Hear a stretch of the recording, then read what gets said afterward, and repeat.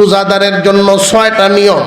রমজানের রোজা, রমজান মাস পাইলে, একটা মাস রমজান আল্লাহর সন্তুষ্টি মতে যদি আমরা একটা মাস রমজান পালন করতে পারি, আল্লাহর ওলি হয়ে যায়। রোজা হইল ঢাল স্বরূপ। ডাল কেন বললেন? যে তৎকালীন জামানায় সাহাবীরা ডাল দিয়া প্রতিরক্ষা ভালো বুঝতেন।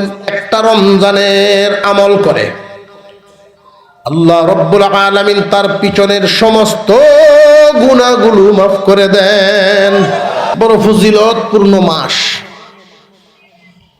যে মাস আসলে এই মাসের আগে থেকেই নবীজি সাল্লাল্লাহু আলাইহি ওয়াসাল্লাম উনি দোয়া পড়তেন, আল্লাহুম্মা বারিক লানা ফি রজব ওয়া শাবান, আল্লাহুম্মা বারিক লানা ফি রজব ওয়া শাবান ওয়া বাল্লিগনা রমাদান। বাল্লিগনা মুহতারাম হাজিরিন,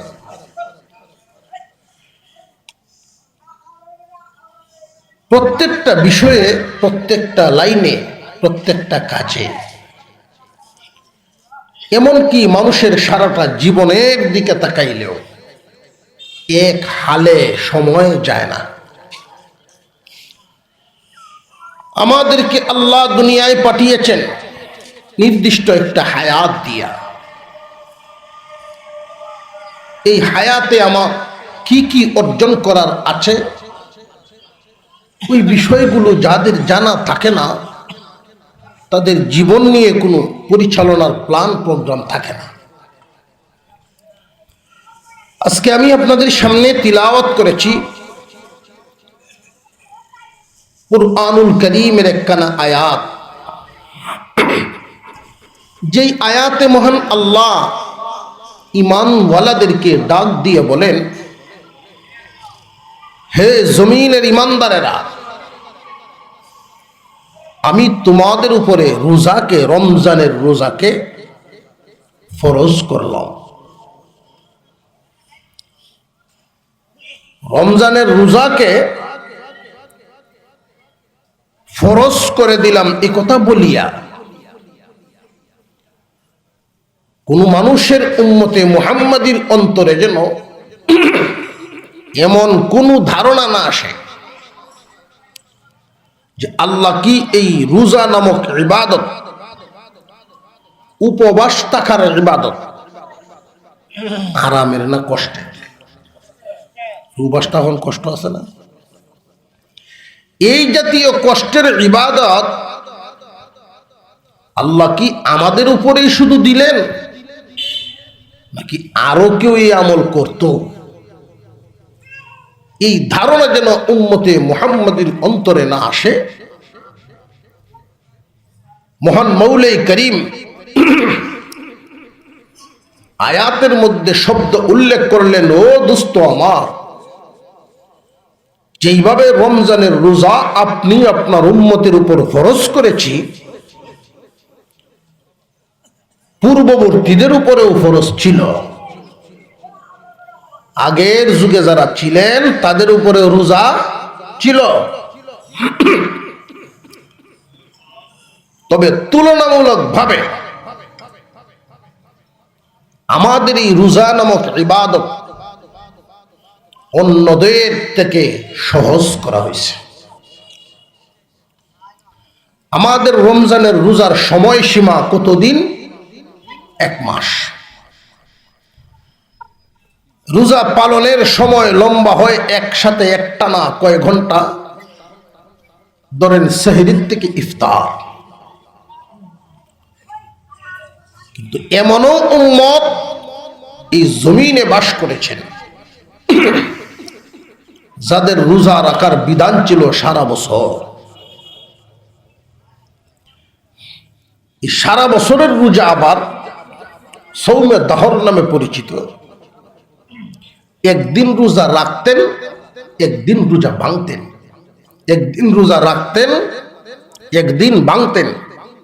তারা ছিলেন দাউদ আলাইহিস সালামের উম্মত। সারা বছর ভর আমাদের উপরে যদি রোজা নামক এই ইবাদত ফরজ ঘোষণা হইতো, এখনকার সময়ের চাইতে কি আরাম হইতো না আরো কষ্ট হইতো? আরো কষ্ট হইতো।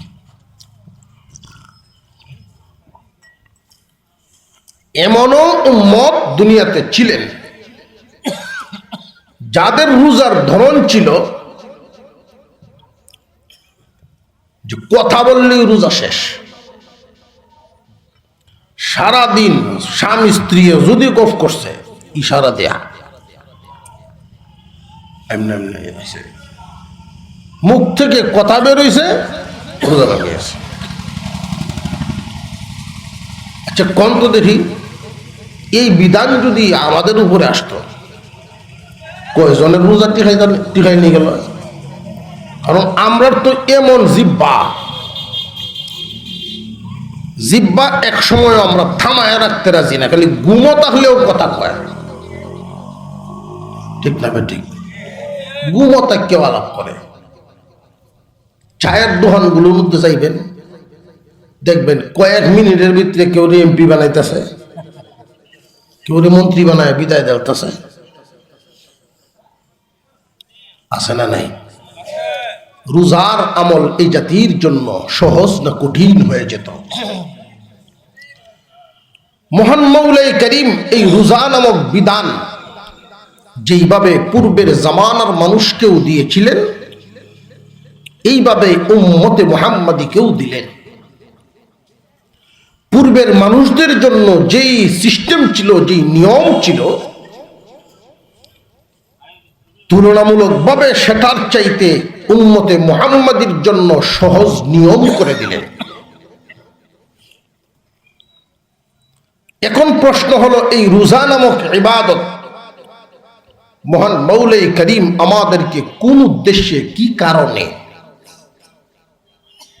এই ইবাদত দিলেন? কি লাভ এটা? আল্লাহ পাক রব্বুল আলামিন আয়াতের শেষে উল্লেখ করে দিলেন, ইয়া আইয়ুহাল্লাযীনা আমানু, ইয়া আইয়ুহাল্লাযীনা আমানু কুতিবা আলাইকুমুস সিয়ামু কামা কুতিবা আলাল্লাযীনা মিন ক্বাবলিকুম كما كتب على الذين من قبلكم لعلكم تتقون। হে উম্মতে মুহাম্মাদী, তোমাদের উপরে এই রমজানের রোজাকে ফরজ করলাম, যেমনি ভাবে তোমাদের পূর্ববর্তীদের উপরেও ফরজ করেছিলাম। কেন ফরজ এই বিধান দিলাম জানো রে বান্দারা? লাআল্লাকুম তাত্তাকুন। আয়াতের শুরুতে কিন্তু বলেছেন ইয়া আইয়ুহাল্লাযীনা আমানু, হে ঈমানদারেরা। আয়াতের শেষে আল্লাহ উল্লেখ করে দিলেন লাআল্লাকুম তাত্তাকুন, হে ঈমানদারেরা তোমরা যেন আমার ওলি হইয়া মরতে পারো। এখন অর্থ ওই শব্দটা, মাঝখানের শব্দটা এনে বাক্যের সাথে মিলাই। হে ঈমানদারেরা, রমজানের রোজা পূর্ববর্তীদের যেমনে দিয়েছিলাম তোমাদেরকে ওইভাবে দিয়েছি, বরং সহজ করে দিয়েছি। তাদেরকে সারা বছর ছিল, তোমাদেরকে অল্প করে দিয়েছি। এই রোজার মাধ্যমে আমি আল্লাহ তোমাদেরকে ওলি বানাবো। মহান আল্লাহ বলেন গুনাহ নামক ময়লা সাফ করো। বহু ধরনের মেডিসিন দিলাম গুনাহ সাফ করার। কয়েকটা পদ্ধতি আপনাদের সামনে পেশ করেই গুনাহ মাফের আল্লাহ যে বান্দারে গুনাহ মুক্ত করে কবরে নিবার চান, আল্লাহ চান আমার প্রত্যেক বান্দা, বিশেষ করে ঈমানওয়ালারা, বিশেষ করে ঈমানওয়ালারা দুনিয়া থেকে বিদায় হওয়ার আগে ওলি হইয়া যাও। এখন প্রশ্ন হলো, ওই যে শুরুতে করেছিলাম, আল্লাহ পাক আমাদের পূর্বের জামানার মানুষদেরকেও রোজা নামক আমল দিয়েছিলেন, আমাদেরকেও রোজা নামক আমল দিলেন। উদ্দেশ্য কি? লাআল্লাকুম তাত্তাকুন, নিশ্চয়ই তোমরা আল্লাহর ওলি হয়ে যাবে। সুবহানাল্লাহ। জোরে কও। রমজানের রোজা, রমজান মাস পাইলে, একটা মাস রমজান আল্লাহর সন্তুষ্টি মতে যদি আমরা একটা মাস রমজান পালন করতে পারি, আল্লাহর ওলি হয়ে যাবে। হয়তো অনেকেই বলতে পারেন, হুজুর গো, বুড়া হয়ে গেলাম রমজান খাইতে খাইতে। কিতা খাইতে খাইতে? রমজান খাইতে খাইতে বুড়া হইছে। ওলি তো হইতাম পারলাম না। যে রমজান যদি নিয়মতান্ত্রিক মেনে নিয়ম মতে এক রমজান কেউ অতিক্রম করে, এক রমজান মাসের আমল যদি নিয়ম বেদে আদায় করে, মহান আল্লাহ তারে ওলি বানাইবেন। কিন্তু আমরার হালত হলো, নবীজি সাল্লাল্লাহু আলাইহি ওয়াসাল্লাম হাদিস বলেছেন, আসিয়ামু জুন্নাহ, রোজা হইল ঢাল স্বরূপ। ডাল কেন বললেন? যে তৎকালীন জামানায় সাহাবীরা ডাল দিয়া প্রতিরক্ষা ভালো বুঝতেন। শত্রুর মোকাবেলায় যদি ডাল তাকে নিরাপত্তা আসে, ডালটা যত মজবুত হয় নিরাপত্তাও মজবুত হয়। আল্লাহর নবী বলেন, রে সাহাবীরা শুনো, জাহান্নামের আগুনের মোকাবেলায় এই রোজা হইল ঢাল। তোমার এই ডাল যত মজবুত হবে, আগুন থেকে ততটাই তোমার সেফটি হবে, নিরাপত্তা পাবে।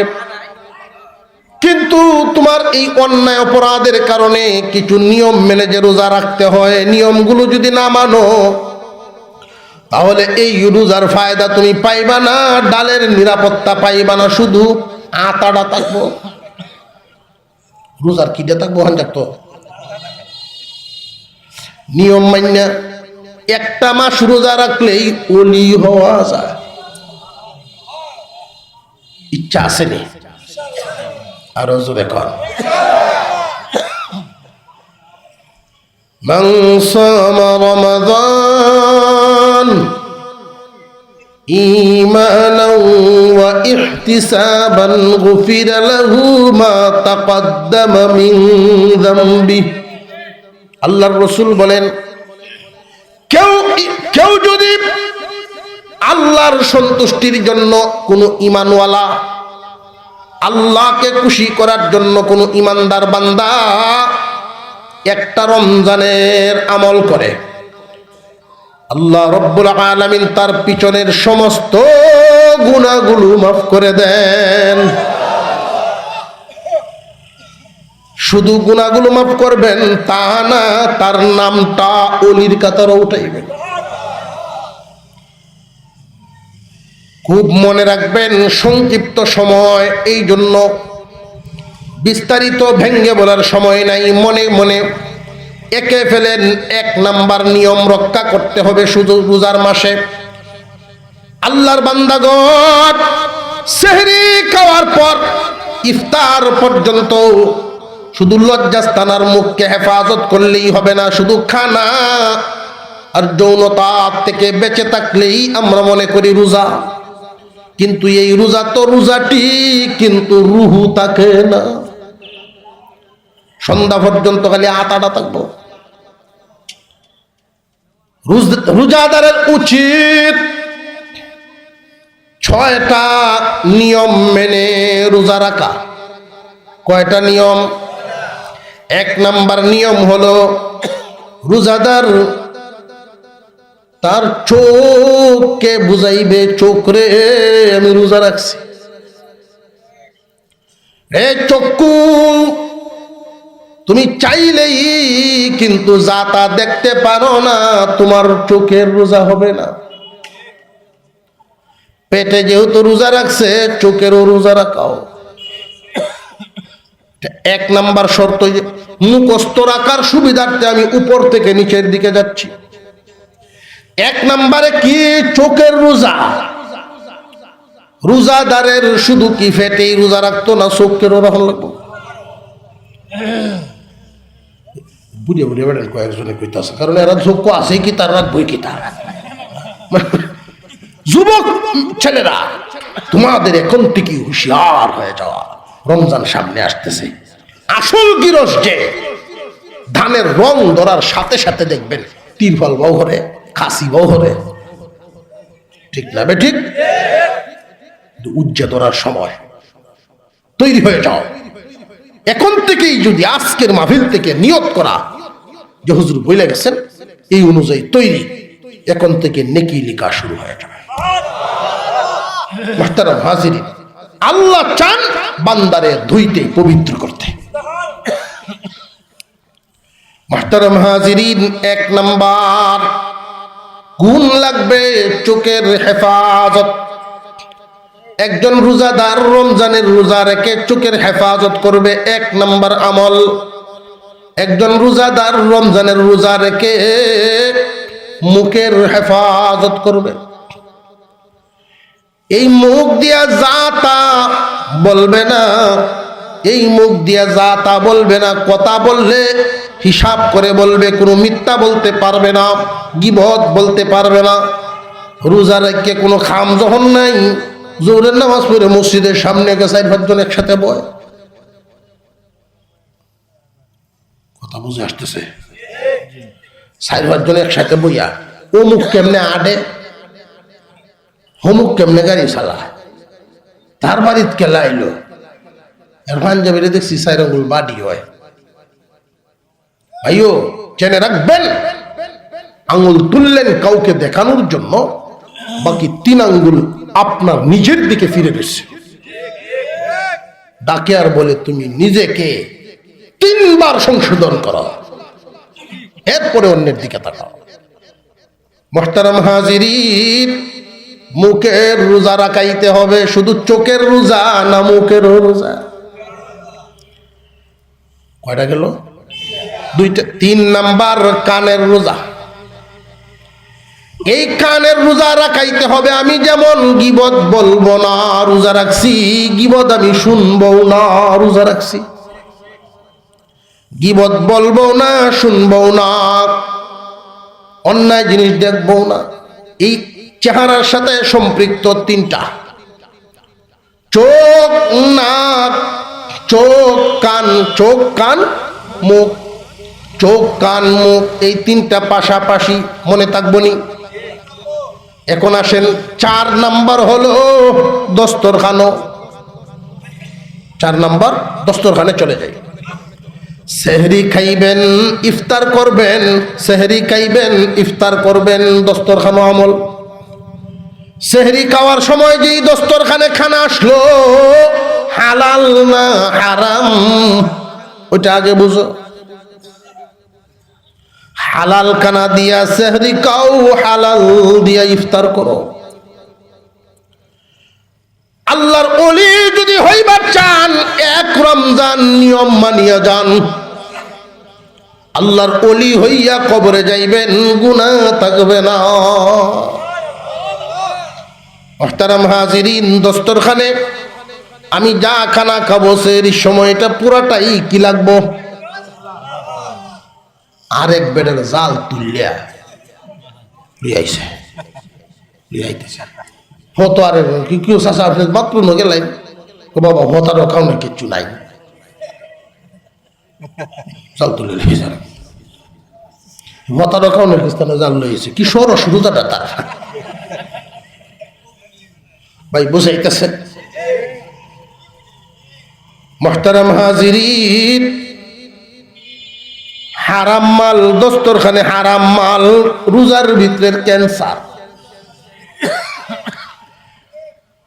হালাল সেহরি হালাল ইফতার অর্থাৎ হালাল খানা দিয়া সেহরি এবং ইফতার হালাল খানাকে রোজা রাখা বাংলা দুইটা।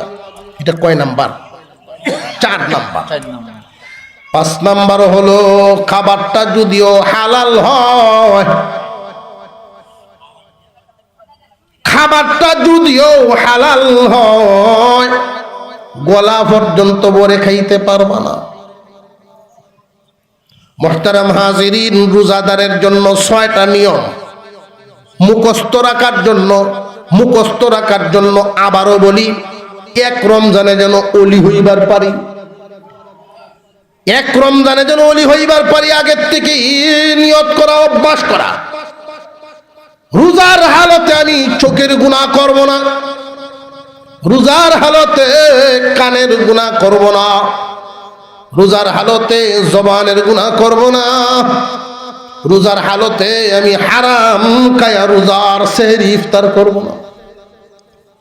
4 নাম্বার। 5 নাম্বার হলো খাবারটা হালাল হইলেও উদর ভরে খাইব না। রমজানের রোজার মাধ্যমে আল্লাহ বুঝায় দিলেন, বান্দা দেখো তোমারে ধনী বানাইছি, না খায়া থাকলে, কম খায়া থাকলে কেমন লাগে, আমার গরিবদের কদর তোমার বুঝে আসবে। যে 2 বার যে খায় না সেহরি আর ইফতার, জুত করে বুঝাইতে দেয়, যতক্ষণ পর্যন্ত চোখটি গুললে না হয় খাইতেই থাকে, চোখ গুলা উইলে পরে এলা তো কেমন বুঝলেন খাওয়া যেতে। এমন ইফতার করে জাকাত তো উঠে গে, তার তারাবিদ খার তো সাহস পাইতেছে না। খাবার যদিও হালাল কান, পরিমিত কান, তাহলে দরিদ্র গরিবদের হালত কিছুটা ওদের দরদ বুঝে আসবে। কয় নাম্বার গেল এটা? হালাল খাওয়ান, সুন্নত তরিকায় খাওয়ান, অল্প খাওয়ান, এটা 5 নাম্বার।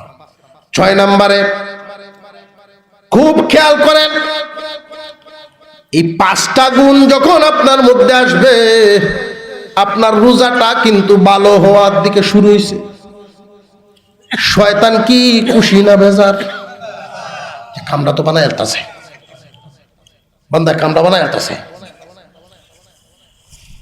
মানুষের উপরে বর করে হোক, নিজের মনে কুমন্ত্রণা দিয়া হোক, আপনারে শয়তানে তখন বুঝাইব, ও মিয়া সলিমদ্দি কলিমদ্দি, এই সারা কাজলা এলাকাত তোমার রোজাটার মতো একটা রোজা আসেনি?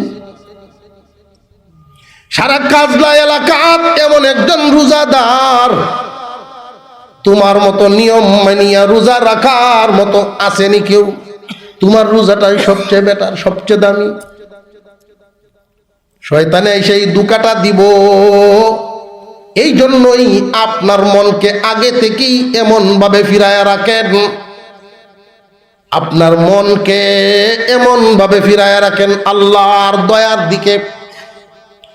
দস্তরখান সামনে নিয়ে কাকুতি মিনতি করবেন আর বলবেন, আল্লাহ চোখের হেফাজত করছি, বিয়ার পরেও যেমনে করার এমনি হইছে না। কানের মুখের হেফাজত করছি, যেমনে করার এমনি হইছে না। হালাল খানা দিয়ে ইফতার করা, সেহরি খাওয়া যেমনে করা এমনি হয় নাই। কম খায়া তো আমি রোজা রাখতে পারি নাই, ইফতারের ব্যবস্থাও কম করতে পারি নাই। এই বিষয়গুলোর দিকে নজর করলে গো আল্লাহ, পুরা কাজলা এলাকায় আমার রোজাটা দুর্বল। নিজের রোজাটাকে কি মনে করা? এই 5টা নিয়ম মানার পরে, এই 5টা গুণ, চোখ, মুখ, কান, দস্তরখান হালাল এবং পরিমিত। দস্তরখানে 2টা আর চোখ কান 3টা, এই 5টা। 6 নাম্বারটা হলো নিজের রোজাটাকে অন্যের তুলনায় দুর্বল রোজা, দুর্বল ডাল মনে করা। আল্লাহ তুমি তোমার দয়ার দ্বারায় মেহেরবানি করে কবুল করো। এই 6টা গুণ সাথে রেখে যদি কোনো মানুষ একটা মাস পার করে রমজান, আল্লাহ যে ঘোষণা দিলেন কুতিবা আলাইকুমুস সিয়ামু কামা কুতিবা আলাল্লাযীনা মিন ক্বাবলিকুম লাআল্লাকুম তাত্তাকুন।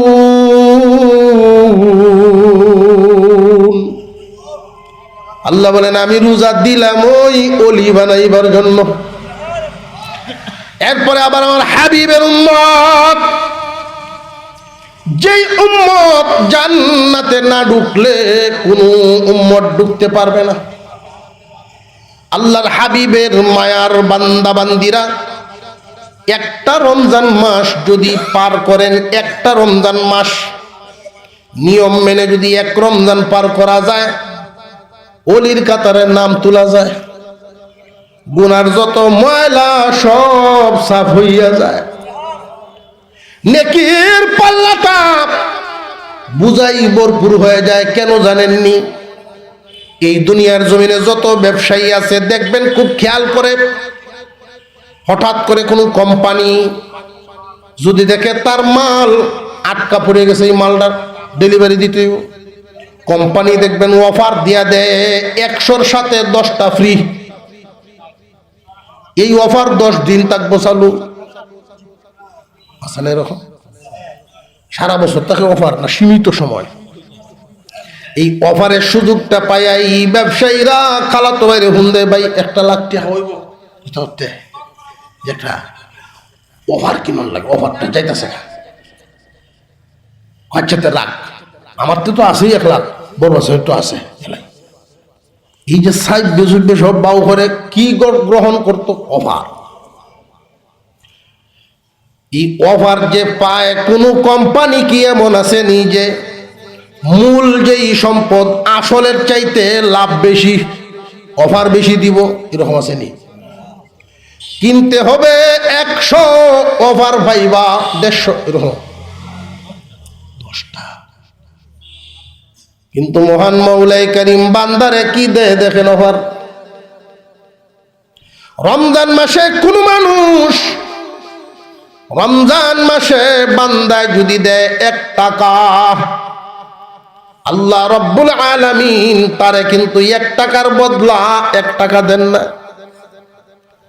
বান্দায় যদি নামাজ পড়েন 1 রাকাত, 1 রাকাত ফরজ নামাজ আদায় করলো, আল্লাহ বলেন বান্দার আমল নামায় আমি 1 রাকাতের বদলা 1 রাকাত দেই না, 1-এ 70 দিয়া দেই। 70 গুণ লাভবান বেশি বানায় দিবে এমন অফার দেই আছে কি? 1 রমজান আল্লাহর পক্ষ থেকে আজীব অফার, কোন কোম্পানির সাথে মিলে না। আজীব অফার কেমন দেখেন? রমজান মাসের একটা নফল অন্য মাসের ফরজ সমান।